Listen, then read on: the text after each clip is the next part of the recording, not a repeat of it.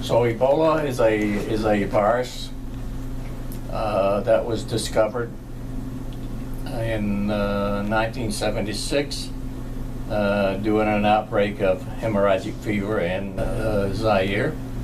Today is the Democratic Republic of the Congo.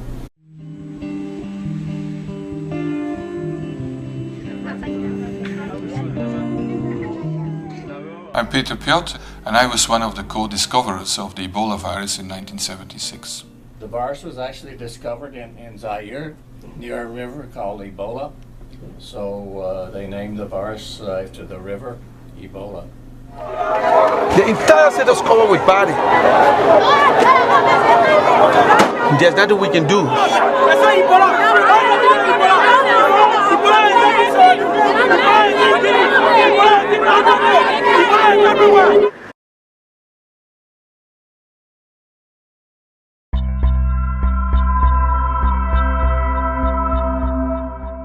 In the Ghanaian village where the current West African Ebola outbreak began, the first known victim of the current outbreak was 2-year-old Emile Uyamono, who lived in the picturesque forest village with his parents and 3 sisters, including 4-year-old Philomene. Tuania lelo emi Philomene avant masola piamdo nyenda wa pisutanchu avabo lojo ava yimando va bebio bioko pisutang.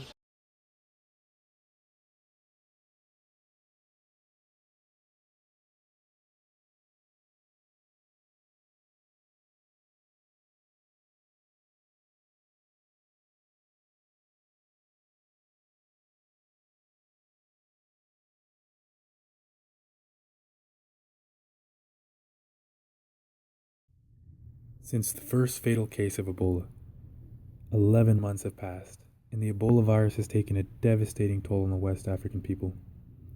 And according to the World Health Organization, as of November 14th, more than 14,000 people have contracted Ebola, and more than a reported 5,000 people have died.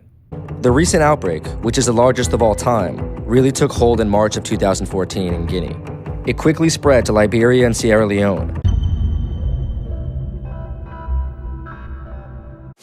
Ebola, an infectious disease that spreads through contact with bodily fluids, including saliva and sweat, has an extremely high fatality rate and is currently wreaking havoc in West Africa.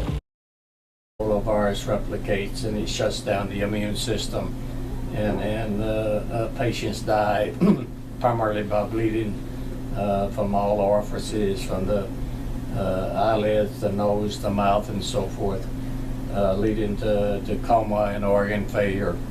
And shock and death.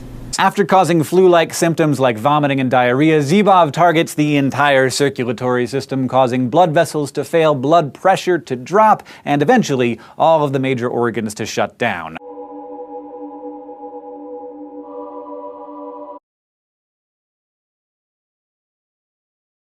Thousands of people got infected by the Ebola virus in the outbreak in West Africa because it started in the most remote part of the 3 countries, here where the 3 countries meet.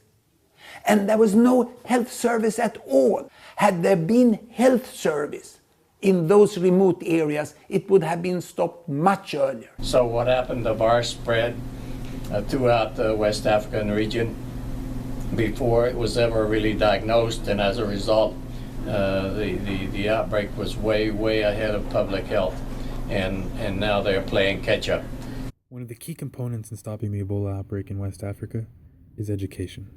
So education is very important, and for example, if you look at West Africa where the outbreak is occurring, because the communities don't understand these diseases, they think it's some kind of witchcraft, they're being punished. So what happens? They don't know that when their brother or their sister comes down with this disease, that they shouldn't go near them.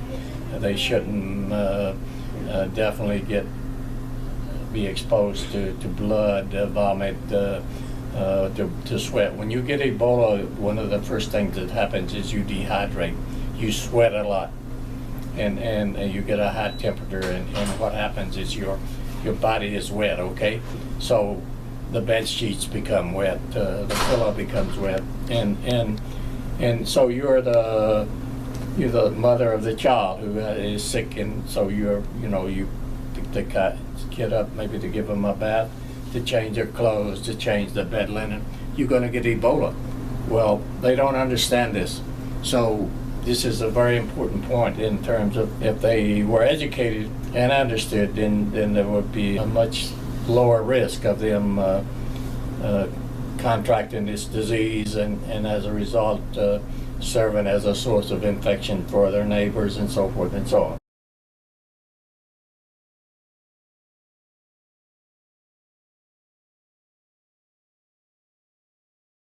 I think education is always a tool that needs to be fully utilized, and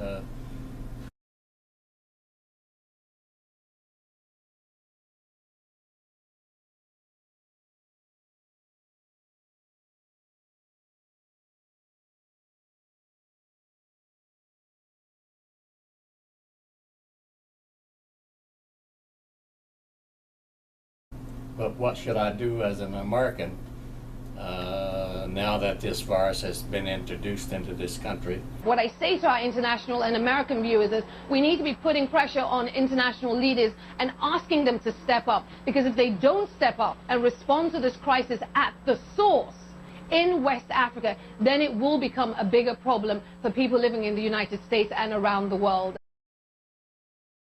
It's going to go towards the educational outreach effort. It's going to go towards the treatment for people who have been diagnosed with Ebola. There's a whole cachet of items that are needed and ways that the money is being used.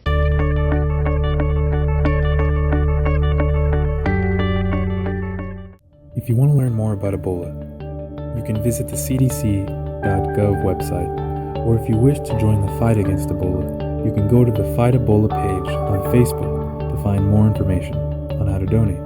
You can also find links to donate to non-governmental organizations that are providing life-saving healthcare to Ebola-stricken countries in West Africa.